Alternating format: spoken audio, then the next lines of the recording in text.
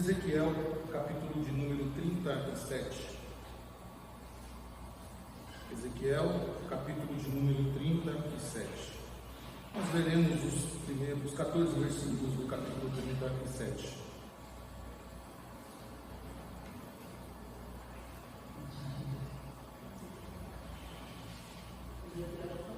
Ezequiel 37.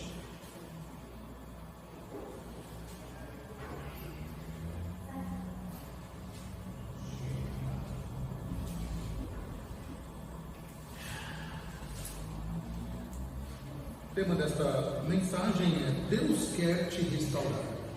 E nós vamos ver nesse texto que Deus restaura o seu povo, não importa aonde ele esteja, como esteja, de que forma esteja e quais as condições que estejam, o Senhor sempre quer restaurar e vai restaurar o seu povo. Bem, vamos ler então Ezequiel 37, do 1 ao 14, diz assim a palavra do nosso Deus: Veio sobre mim a mão do Senhor, e Ele me levou pelo Espírito do Senhor, e me deixou no meio de um vale que estava cheio de ossos.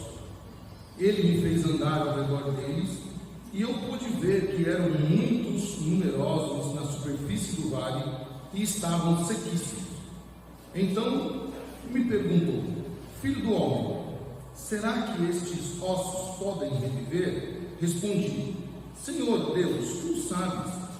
Então ele me disse: Profetize para estes ossos e diga-lhes: Ossos secos, ouçam a palavra do Senhor. Assim diz o Senhor Deus a estes ossos: Eis que farei entrar em vocês o Espírito, e vocês viverão.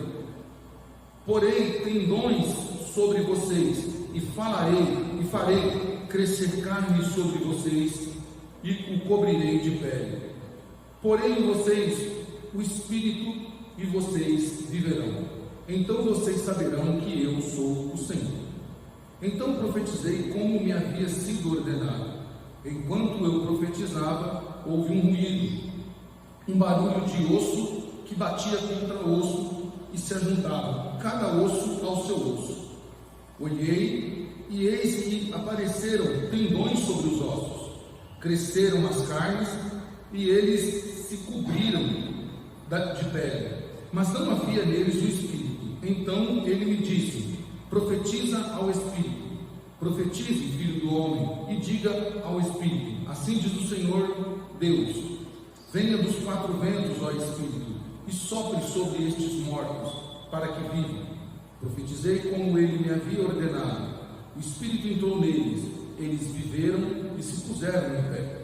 Formaram um exército, um enorme exército. Então ele me disse: Filho do homem, esses ossos são toda a casa de Israel. Eis que dizem: os nossos ossos estão secos, perdemos a nossa esperança, fomos exterminados. Portanto, profetize e diga-lhes: Assim diz o Senhor Deus: Eis que abrirei as sepulturas de vocês e os farei sair delas, ó povo meu. Eu os levarei de volta à terra de Israel. Vocês saberão que eu sou o Senhor, quando eu abrir as sepulturas de vocês e os fizer sair delas, ó povo meu. Porém em vocês o meu Espírito, e vocês viverão. Eu os restabelecerei, ou estabelecerei na sua própria terra, e vocês saberão que eu sou o Senhor. Eu falei e eu cumprirei, diz o Senhor. Vamos orar mais uma vez? Senhor, eis a tua igreja reunida para ouvir a tua palavra, para ouvir o Senhor falar conosco. Fala conosco, Senhor.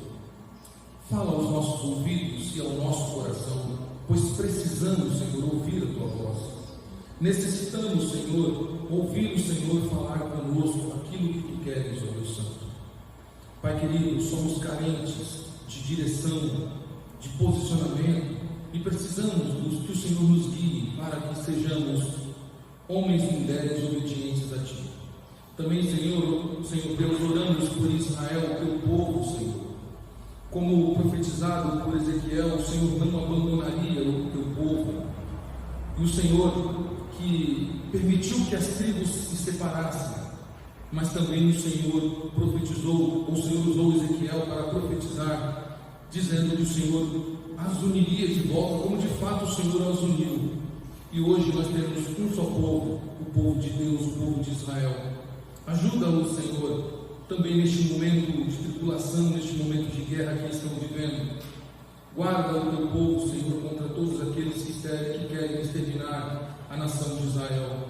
Proteja, Senhor, e também converta o coração deles a Cristo, para que eles reconheçam que o Senhor Jesus é o Senhor Deus Todo-Poderoso, é o Messias enviado, prometido, profetizado, que eles rejeitaram, e que eles venham reconhecer isso, Senhor, para a glória do teu santo e precioso nome. É a nossa oração, Pai, em nome de Cristo Jesus. Amém. Meus irmãos, imagine que você esteja num campo de batalha após um conflito. Você está num campo de batalha após um grande conflito, e você então vê uma cena parecida com esta, com o que Ezequiel narra. Olhos espalhados, um silêncio sepulcral, um silêncio tremendo, nenhum sinal de vida. Agora, imagine você, né? Imagine que esses ossos se ergam na sua frente, e eles começam então a ganhar carne e recebem então um fôlego de vida e voltem à existência. Olhando para esta imaginação, né, nossa aqui, parece impossível. E alguém diz assim: claro que é impossível, né? Mas, irmãos, é exatamente isso que Deus mostrou a Ezequiel, em uma visão totalmente extraordinária. E quando nós olhamos para isso, então nós temos que lembrar de onde vivemos. Nós vivemos em um mundo que muitas vezes esse mundo se parece com um grande vale de ossos secos, cheios de desespero, de pecado e de morte. E talvez eu e você já tenhamos um sentido assim, ou talvez você na sua individualidade já tenha se sentido assim, seco, sem esperança, vazio, totalmente vazio. E Ezequiel 37 então nos convida a olhar além do impossível e confiar no Deus que dá vida aos mortos. É isso que Deus faz. Deus quer nos restaurar. Deus quer dar vida de novo a quem está morto. Deus quer fazer com que os ossos secos ganhem carne. E não só isso, mas que também ganhem fôlego de vida. E é isso que Ezequiel 37 nos ensina. Olhando para a transição desse texto, meus irmãos, Deus quer nos ensinar algo muito valioso aqui na visão de Ezequiel 37. Não é apenas uma história que é contada no relato bíblico, uma história que aconteceu lá no ano 596, 97 a.C. Não é apenas uma história do passado, mas sim é uma promessa que Deus fez a Ezequiel, mostrando a Ezequiel, uma promessa que ele fez, que se estende também para nós. Não é uma promessa que ficou lá no passado. E essa é a ideia de Ezequiel 37, mostrar que Deus sim quer nos restaurar e continua nos restaurando, que Ele tem o poder de trazer vida nova aonde a morte, Deus traz vida. Deus restaura o seu povo pela sua soberania, pelo seu espírito vivificador, e é isso que nós precisamos entender então acerca do texto de Ezequiel 37 para uma aplicação em nossa vida.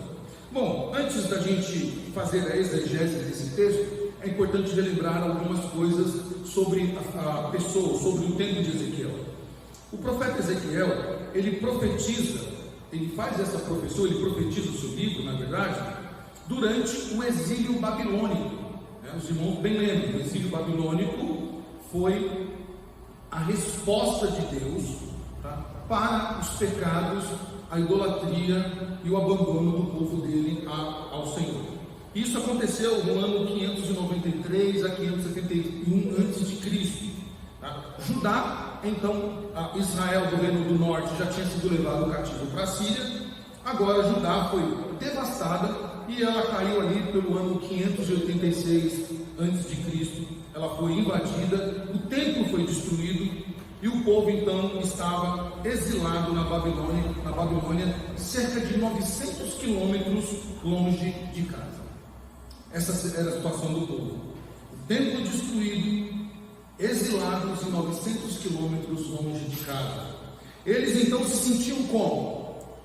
Como ossos secos, sem esperança, sem identidade ou sem um futuro promissor.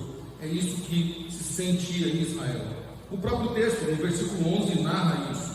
E é neste contexto, então, que o profeta Ezequiel narra, ou narra o que ele viu, este contexto de desolação que Deus dá ao profeta Ezequiel para que ele profetize aquelas pessoas, aquela nação que está totalmente desolada, para mostrar a eles, ao povo de Deus, como é se sentir no exílio, como é estar no exílio. E a sensação deles, meus irmãos, era tão grave a sensação deles, que quando nós olhamos para um dos salmos cantado no exílio, salmo de número 142, deixa eu ver se é isso aqui, a sensação deles é uma sensação horrorosa, uma sensação de realmente de quem está totalmente exilado, totalmente sem vida, totalmente vazio, né? Eles oram ao Senhor, pedindo ao Senhor que nos ajude. Não é o Salmo 142, mas ele diz assim no Salmo 137, obrigado, Senhor, 137. Olha só o que diz o Salmo 137: às margens do rio da Babilônia, nós nos assentamos e chorávamos, lembrando-nos de Sião. Nos salgueiros, os salgueiros que lá havia, pendurávamos as nossas harpas, pois aqueles que nos levaram cativos nos pediam canções, e os nossos opressores que fôssemos alegres, dizendo: entoai-vos alguns dos cânticos de Sião. A resposta deles: como poderemos, ou como porém haveríamos de entoar o canto do Senhor em terra estranha? Se eu de ti me esquecer, ó Jerusalém, que me resseque a minha mão direita, apegue-se a minha língua ao paladar, se me não lembrar de ti, se não me proferir, eu, Jerusalém, a minha maior alegria. Então veja, o sentimento deles é de tristeza profunda.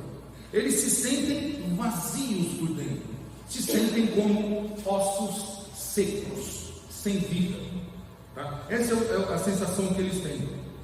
Então, Ezequiel profetiza para esse povo, né? E o vale de ossos secos simboliza então o que?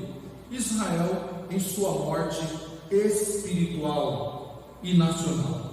Eles agora estavam mortos espiritualmente por causa dos seus pecados, do seu afastamento de Deus, mas também agora eles estavam mortos como nação, porque já não existia mais a nação de Israel. Eles foram destruídos, invadidos os seus territórios, foram saqueados, foi saqueado o templo de Deus, e eles foram levados cativos para trabalhar como escravos na Babilônia. Então já não havia mais um Israel nacional. Esse é o cenário. E neste capítulo, irmãos, então, a palavra de conforto é dada pelo Senhor para este povo, em meio a este grande vale de ossos secos. E interessante no texto é que o próprio Deus, que já vem nos capítulos anteriores falando através de profecias que Deus iria mudar a sorte de Israel, que os inimigos do povo de Deus não triunfariam, que aquele momento de cativeiro seria um momento estabelecido, como de fato foi, quando deu o prazo estabelecido por Deus, 70 anos, então o povo foi reconduzido à nação de Israel e o templo foi reerguido, assim como os muros da cidade. O próprio Deus então diz que ele não só reuniria o povo do Senhor, não só tiraria esse povo do cativeiro, mas também Deus ia fazer algo que naquele momento talvez seria impensável. Se você pegar aí o capítulo 37, a partir do versículo 15, olha o que Deus diz. Lembre, o cenário do cativeiro qual é? O povo foi dividido, Israel lá em Roboão foi dividido em duas partes, né? Jeroboão primeiro ficou com as 10 tribos, e Roboão ficou com as duas. E Israel passou muitos e muitos anos divididos, inclusive guerreando entre si, inclusive brigando entre si, irmãos contra irmãos. Ao passo que Israel do norte foi levado cativo pela Síria e Israel do sul foi levado cativo para a Babilônia, agora Deus disse: acabou, chega. Olha o que o Senhor diz através de Ezequiel: veio a mim a palavra do Senhor dizendo: tu, pois, ó filho do homem, toma um pedaço de madeira e escreve nele para Judá e para os filhos de Israel, seus companheiros. Depois toma outro pedaço de madeira e escreve nele para José, pedaço de madeira de Efraim, e para toda a casa de Israel, seus companheiros. Ajunta-os um ao outro, faze deles um só pedaço, para que se torne apenas um na tua mão. Quando te falarem os filhos do teu povo, dizendo: não nos revelarás o que significa estas coisas, tu lhes dirás: assim diz o Senhor Deus: eis que tomarei o pedaço de madeira de José, que esteve na mão de Efraim e das tribos de Israel, suas companheiras, e os ajuntarei ao pedaço de Judá, e farei deles um só pedaço, e se tornarão apenas um na minha mão. Os pedaços de madeiras em que houveres escrito estarão na tua mão perante eles. Dize-lhes, pois: assim diz o Senhor Deus: eis que eu tomarei os filhos de Israel de entre as nações, para onde eles foram, e os congregarei de volta de todas as partes, e os levarei para a sua própria terra. Farei deles uma só nação na terra, nos montes de Israel, e um só rei será sobre eles, sobre todos eles.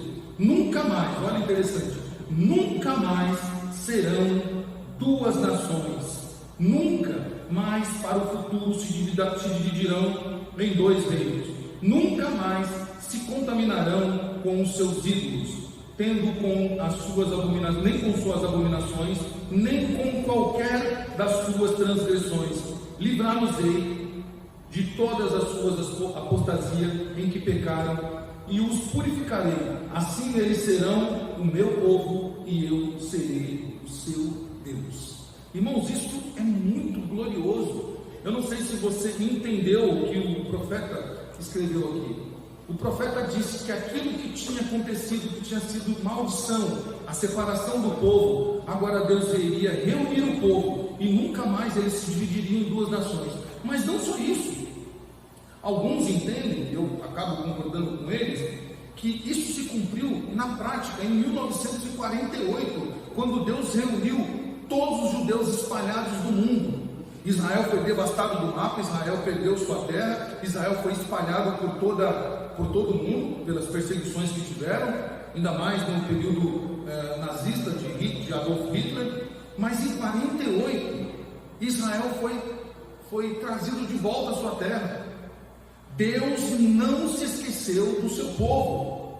Deus disse que restauraria o seu povo, e não só restauraria eles espiritualmente, mas também nacionalmente. Eles voltariam para a sua terra, como de fato aconteceu. Israel, os judeus puderam então, em 1948, após a assinatura de Oswaldo Aranha, um brasileiro, né, Israel pôde voltar à sua nação. Mas ainda falta uma parte aqui dessa profecia. Deus vai restaurar Israel espiritualmente. Eles vão reconhecer que Jesus Cristo é o Senhor, que Jesus Cristo foi o Messias enviado. E eles rejeitaram, mas eles vão ser restaurados espiritualmente, porque Deus é fiel às suas promessas, e nós devemos nos alegrar com isso, meus irmãos.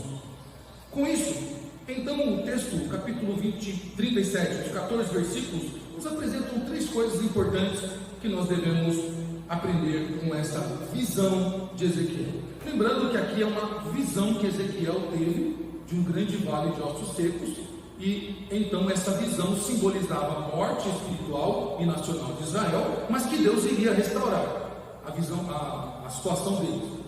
Então, a primeira coisa que nós devemos aprender aqui está nos versículos 1 a 3 do texto que nós lemos. onde o Senhor apresenta a condição humana, a condição do ser humano, tá? Que é ossos secos. Isso aponta para a realidade do pecado. Então Ezequiel, nos 3 primeiros versículos, tem uma visão, quando a mão do Senhor vem sobre ele, e ele é levado em espírito, e ele então se encontra no meio de vale de ossos secos. A palavra hebraica para secos aqui é uma palavra chamada yabesh, tá? Que aponta para secos. Ela implica em algo completamente sem vida, não é algo seco. Por exemplo, quando a gente pega um alimento ou uma carne, alguma coisa e fica seca. É muito mais do que isso. Ela aponta para uma coisa completamente sem vida, tá? Que foi ressecada pelo tempo, que foi perdida pelo tempo, tá? E essa metáfora que é apresentada aqui para o estado espiritual de Israel, Deus então usa o profeta para que, através dessa metáfora, ele mostre como é a situação de Israel, que estava morto pelos seus pecados e pelos seus afastamentos de Deus. Quando nós olhamos para a história de Israel antes dessa visão, o que nós lembramos? Primeiro, a apostasia. Israel deixou Deus, Israel trocou Deus pelos Balaíns, trocou Deus pelos deuses dos amorreus, dos filisteus, pelos deuses dos sidônios. Inclusive reis adoraram Moloque, adoraram Aserá e tantos outros. Então Israel entrou numa prostituição espiritual jamais vista, e Deus foi dando corda, foi dando tempo para Israel, e chegando então no ponto de Deus acabar com aquilo que estava acontecendo. Então eles estavam se ressecando através do tempo por causa da idolatria.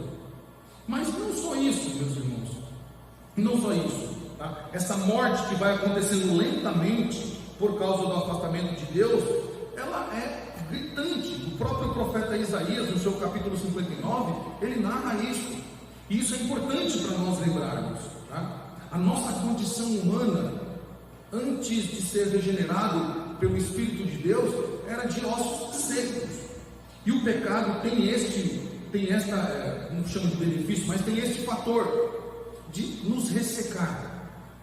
Lembra o que Davi disse na sua oração, no Salmo 37? Enquanto eu me calei do meu pecado, o que aconteceu com Davi? Os ossos dele, é isso que o pecado faz, né? O pecado, ele vai dia após dia minando as nossas forças. Dia após dia, ele vai nos ressecando, até o ponto de tirar a nossa vida. Então, Deus usa o profeta para mostrar isso para o povo de Israel. E nós devemos lembrar, então, que o contexto do exílio foi por causa da idolatria, em primeiro lugar, da injustiça de Judá também. Lá em 2 Reis nós vamos ver que Judá entrou numa injustiça para com os menos favorecidos também, tá? Além da sua idolatria, vamos lembrar que o povo foi oprimido, tá? Desde Salomão, na verdade, mas com Roboão foi muito mais grave a opressão sobre o povo. Irmãos, Deus não tolera injustiça contra os menos favorecidos. O que nós estamos vendo hoje no Brasil, aguardem, Deus irá responder no seu devido tempo. Aqueles que oprimem o povo, eles não deixarão de ser julgados pelo supremo juiz dos juízes, o Senhor dos senhores. Às vezes nós olhamos para tudo isso e dizemos: mas Deus não está vendo? Esses homens vão continuar oprimindo o povo? Calma, irmãos, calma. Deus vai tomar a providência no tempo certo. Não é no meu tempo, não é no seu tempo, não é da nossa maneira, não é como nós queremos, mas é como Ele quer e no tempo dele. Deus está dando corda para esses homens, está dando tempo para eles também se arrependerem, e no devido tempo Deus julgará aqueles que estão oprimindo o povo, porque isso Deus não tolera. Deus nunca tolerou. O Antigo Testamento ele é maravilhoso porque nós vemos isso, Deus repreendendo reis, repreendendo os sacerdotes, Deus repreendendo até mesmo profetas que cometiam injustiças contra os menos favorecidos. E então Israel estava seco por causa da idolatria, por causa também das injustiças que eles praticavam contra os menos favorecidos. E eles estavam agora como? Nessa sequidão deles. Eles estavam agora debaixo de um império que era opressor. Os babilônicos eram opressor, né? Não tem bondade nenhuma os babilônicos. Se vocês quiserem saber como eram os babilônicos, vá lá em Abacuque e vê a revolta de Abacuque por causa do não julgamento de Deus contra os babilônicos, contra aqueles que praticavam mal contra o povo de Deus. E então nós vemos que aprendemos aqui com Ezequiel que a doutrina do pecado, meus irmãos, ela é gritante nesses 3 primeiros versos. Ela é gritante nos primeiros versos. E é isso que Paulo replica lá em Efésios capítulo 2, que nós lemos na liturgia. Paulo diz que nós estávamos o quê? Mortos nos nossos delitos e pecado. Mas o que aconteceu? Ele, Deus, nos deu vida. Estando nós em que condição? A condição humana verdadeira, mortos em nossos delitos e pecados, nos quais andastes outrora segundo o curso deste mundo, segundo o príncipe da potestade. Então a nossa realidade era de morte. A realidade do homem sem Deus é de morte. A realidade de um idólatra, de alguém que se afasta de Deus, de alguém que persiste em ficar no pecado, é de sequidão. É de sequidão. Aqueles que cometem injustiças também é ressecamento dia após dia. E Deus então está nos mostrando qual é a nossa verdadeira condição sem Ele. Sem Cristo não há vida. Sem o Espírito de Deus em nós não há vida. Por isso, meus irmãos, hoje os nossos vales, que assim podemos dizer, são o pecado. Um deles é o pecado que habita em nós, ou mesmo o desânimo que o pecado provoca em nossa vida, ou mesmo também a perda de esperança por coisas que nós planejamos, desejamos, mas não aconteceu. E nós precisamos então fazer o quê? Reconhecer o quê? Reconhecer que sozinhos, eu e você somos um grande exército de ossos secos, que nós não conseguiremos sair dessa situação, se não acontecer o quê? Aquilo que Paulo diz: se Cristo não nos der vida, se Ele não nos der vida, permaneceremos então como ossos secos, ossos vazios, sem vidas. Então, neste tempo de vales em que nós vivemos, nós temos que reconhecer, e reconhecendo isso, nós temos que viver debaixo do poder de Deus, o nosso Senhor. Devemos ter esperança em tempos de morte, em tempos de destruição. Por quê? Porque o nosso Deus é o Deus da vida. O nosso Deus é o Deus da vida. É o Deus que de tempos em tempos, né? É o Deus que no seu tempo, melhor dizendo, Ele traz a vida e faz com que a morte morra, como escreveu Joe Owen, né? A morte morreu na morte de Cristo. Ela não tem poder mais sobre ninguém, os eleitos de Deus. Ela não tem poder mais sobre aqueles a quem Deus deu vida, a quem Deus colocou o seu Espírito. Portanto, a morte, ela não tem poder sobre nós. Quer dizer que nós não vamos morrer? Não é dessa morte que nós estamos falando. Não é dessa morte. Essa morte que nós enfrentaremos ela em algum momento, ela é um portal, é um passaporte, é uma janela que se abre para a vida, que nós viveremos com Cristo, com o nosso Senhor. Portanto, meus irmãos, se você está vivendo algum vale neste momento, se você se sente como um osso seco, calma. Deus quer te restaurar. E Ele quer te restaurar, te dando vida. Para isso, você precisa ouvir a voz do Senhor, ouvir a sua palavra, como foi dada a Ezequiel. Versículos 4 a 7, nós aprendemos aqui que o poder divino, ou seja, a palavra e o Espírito, é o que traz o restabelecimento, ou que nos restaura. Como aqueles ossos foram restaurados e foram transformados num grande exército? Pela palavra de Deus e pelo Espírito do Senhor. E é isso que os 3 próximos versículos mostram, versículos 4 a 7. E aqui o escritor ele usa para espírito aquilo que é mais usual da palavra espírito no hebraico, ruach. Ruach, ele aponta para fôlego, para sopro, para vento, tá? E isso é um eco que vem lá de Gênesis capítulo 2, quando o Senhor sopra no homem o seu espírito e dá vida. Olha que interessante, quando Deus cria o homem, Deus pega o barro, faz o homem, mas não havia no homem o que? Espírito, vida. Não havia nele fôlego, ele seria, não teria como ele existir. Então Deus sopra nele o seu ruach, o seu espírito, e ele tem vida. Justamente o que o Senhor diz para Ezequiel, profetiza sobre a palavra do Senhor, e este exército vai ter vida. Diga para eles, para que eles tenham vida, para que eles tenham um espírito de vida, ou seja, um fôlego de vida.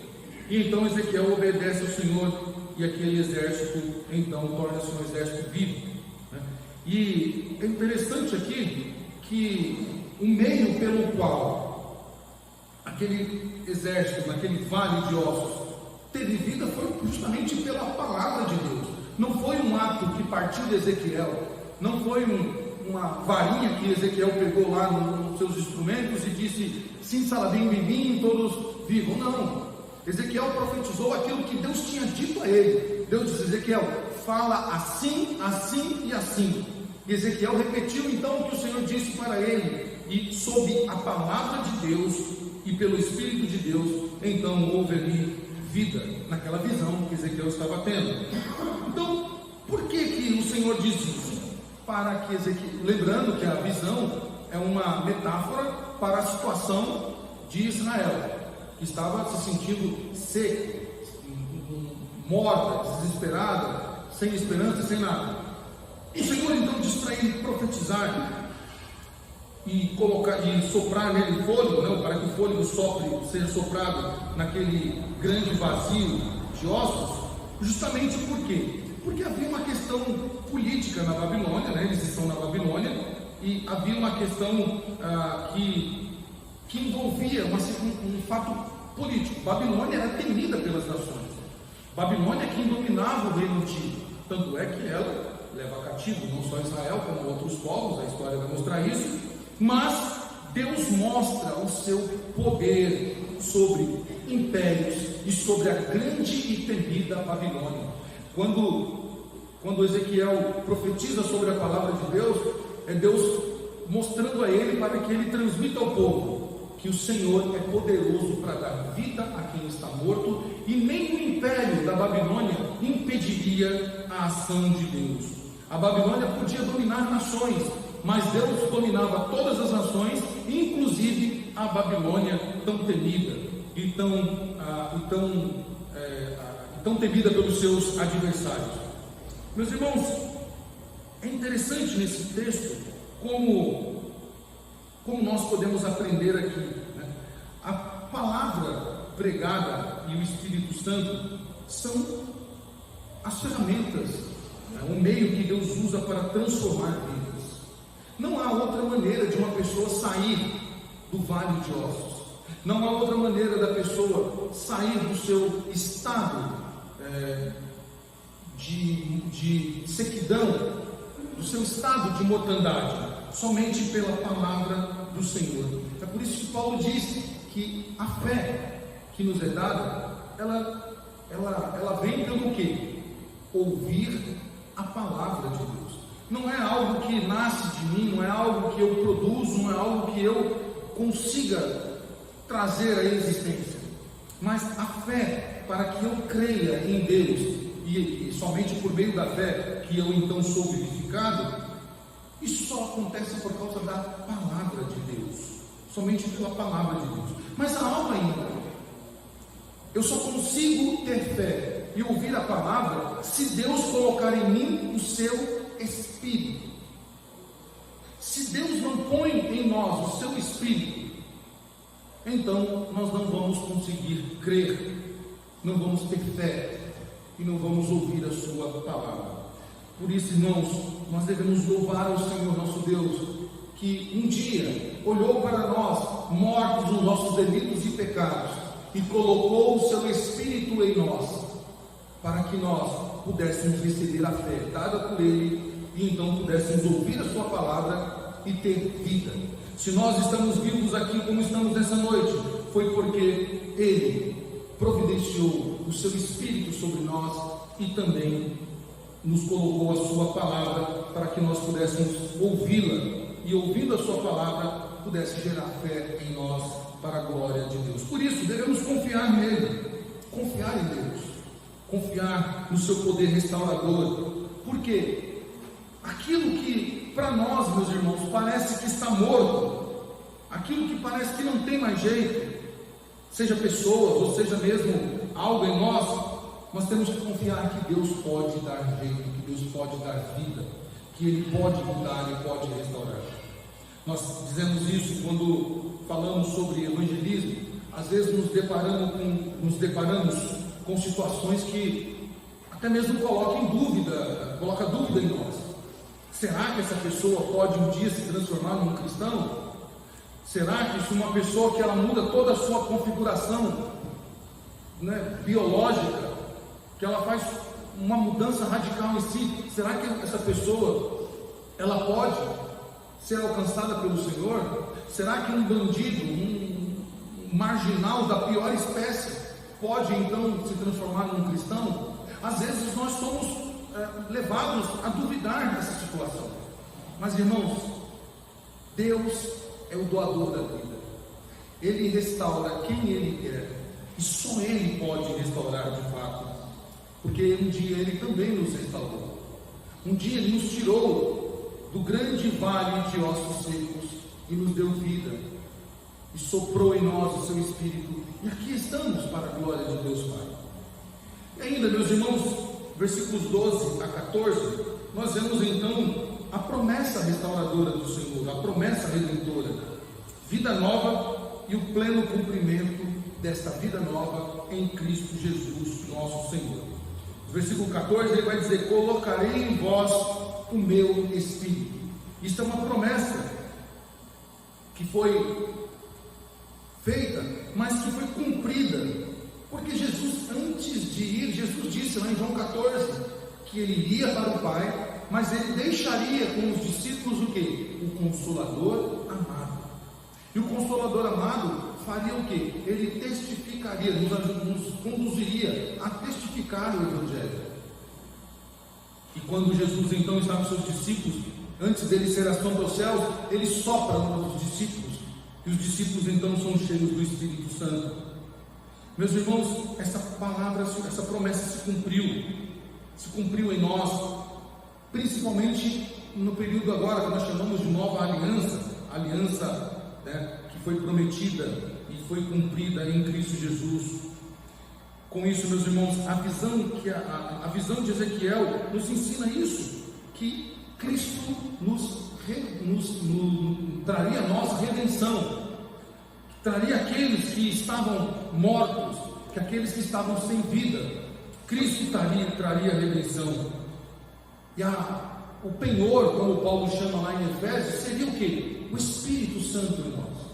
Paulo diz que o Espírito Santo é o penhor da nossa salvação, é a garantia de que nós somos salvos, é o Espírito Santo em nós. Como nós podemos entender isso, meus irmãos? A esperança da ressurreição nos dá forças para viver os dias atuais. Por que nós vivemos com esperança? Porque nós sabemos que aquilo que nos foi prometido há de ser cumprido. Nós viveremos uma nova vida em Cristo Jesus, o nosso Senhor, já desfrutando dela aqui, como redimidos, mesmo em meio a lutas, mesmo em meio a dificuldades, mesmo em meio a um mundo hostil ao Evangelho e às suas desesperanças, nós já vivemos uma parte dela aqui. Então, a esperança de que um dia nós ressuscitaremos nos fortalece a cada dia mais. Por isso, nós devemos crer com toda a força do nosso coração que Deus há de cumprir as suas promessas. E quando nós partirmos desta terra por um pequeno período, nós devemos crer então, meus irmãos, quando chegar esse momento, vai chegando esse momento, que Ele nos trará de novo a vida. Ele há de nos ressuscitar, não mais num corpo corruptível, sujeito a doenças, cansado, como nós estamos, né?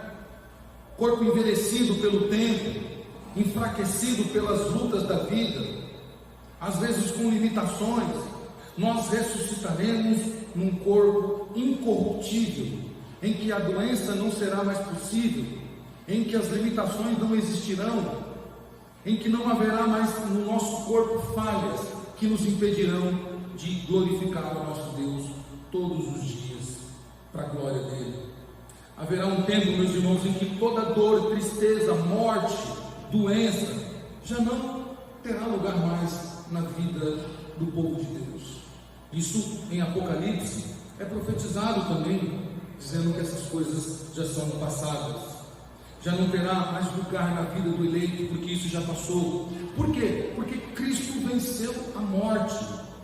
Cristo venceu a morte e Ele nos levará para o lar celestial, para que nós nunca mais soframos nessa vida, aonde Ele nos levará, meus irmãos.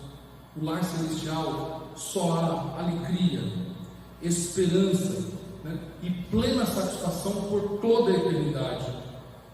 Enquanto vivermos aqui, meus irmãos, ainda que soframos por um pouco tempo, ainda que tenhamos algumas dificuldades, em alguns momentos nos sintamos como o povo de Israel se sentia aqui, secos, sem vida, totalmente desesperançados, creiamos que Deus há de nos restaurar, que Ele há de fazer a obra dele, meus irmãos, em nossa vida, porque nós pertencemos a Ele.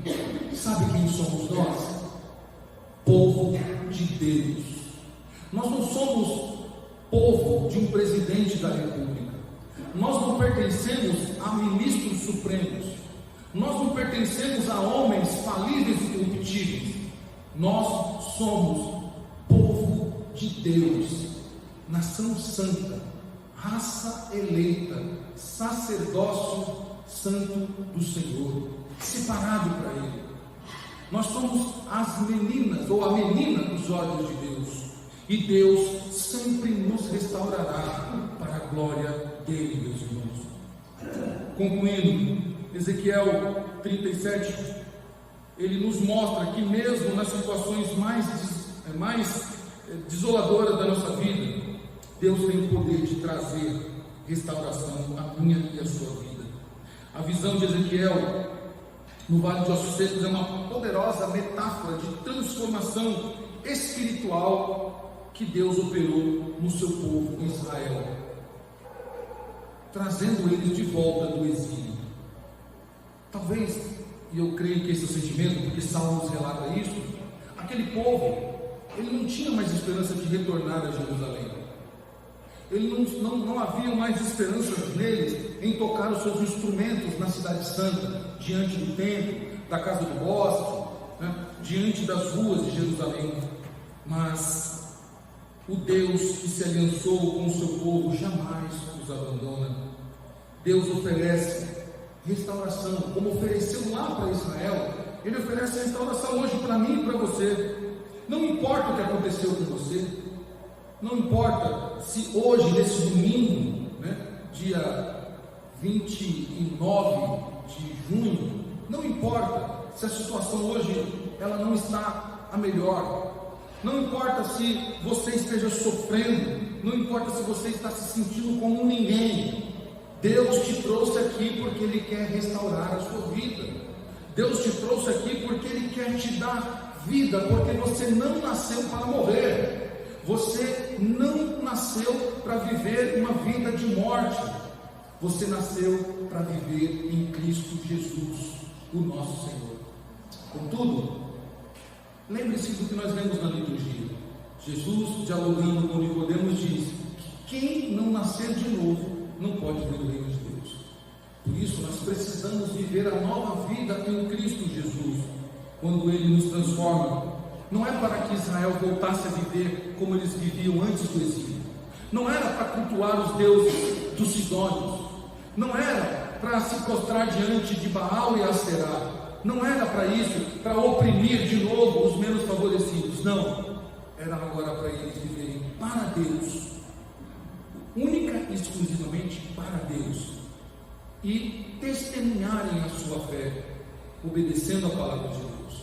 Quando Deus nos dá vida, meus irmãos, é para que nós vivamos exclusivamente para Ele e executemos na prática a sua palavra como vivos que somos. Nós, meus irmãos, os crentes chamados e regenerados pelo Senhor, bem como toda a humanidade, que existiu no passado, no presente e no futuro, a nossa situação primeira era de morte, a morte nos nossos pecados, nos nossos delitos. Nós estávamos nesse grande vale de ossos secos, até que Cristo soprou em nós a vida. Por isso precisamos viver esta vida da melhor maneira que nós podemos viver, para a glória dele. Com isso, uma única aplicação serve para nós nessa noite. Deus não apenas nos reanima, Ele restaura totalmente a nossa vida, nos dá nova identidade, nova direção e nova esperança.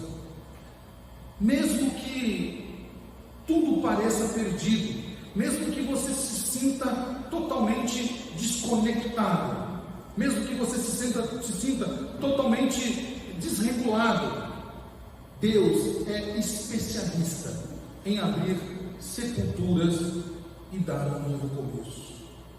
Hoje é um novo começo que Deus te dá. Ele te trouxe aqui, como eu disse, para mudar a sua vida, para que você não ande mais no caminho que você andou até aqui. Deus quer te dar vida, e uma vida em abundância, para a glória dele. Amém? Santíssimo Deus, graças te damos, ó Pai, pela tua palavra, Senhor, que o Senhor nos trouxe nessa noite. Obrigado, Senhor, por nos amar. Obrigado por nos dar vida, Senhor, quando nós estávamos mortos nos nossos delitos e pecados. Obrigado, Senhor, por soprar em nós o teu Espírito Santo para nos vivificar, Senhor, para que nós não só apenas vivamos, Senhor, mas vivamos para a tua glória e sejamos cheios do Senhor para testemunhar a fé evangélica, a fé autêntica, Senhor, que restaura o homem caído nos seus pecados, que tira o homem da podridão do pecado, que tira o ser humano, Senhor, do seu estado mais cheio de putrefação, Senhor, mais cheio do lamaçal que ele estiver, e o Senhor o limpa, o restaura e faz com que de ossos secos e vazios se torne uma vida frutífera para a glória do teu nome. Obrigado por esta noite, Senhor. Obrigado por falar conosco. Pedimos que a tua bênção se estenda a nós no retorno aos nossos lares e também nessa semana que começa, Senhor, para que o teu nome seja glorificado em tudo que nós fizermos. E em tudo que nós fizermos, Senhor, façamos lembrando que o Senhor nos deu vida para viver a vida que o Senhor quer. Oramos agradecidos em nome de Jesus.